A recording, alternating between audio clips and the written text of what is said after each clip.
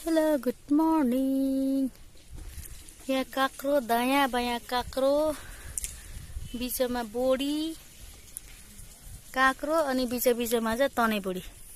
अनि यो बिचमा चाहिँ ठाउँको युटिलाइज होस्, झारै उम्रिने हो हैन।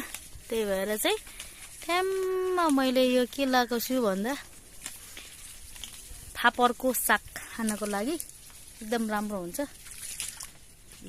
बोडी पनि मजाले उम्रिरहेछ, काँक्रो बढिरहेछ, फापरको साग ठ्याम्मै लाग्यो, यस्तो मजाले उम्रेको छ।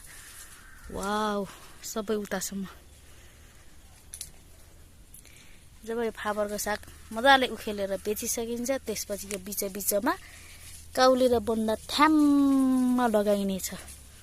Wow great. अनि बिचमा सयपत्री, यो नाला छ नि, यो सब सयपत्रीको फुल रोप्ने हो, ढ्याङ्ग।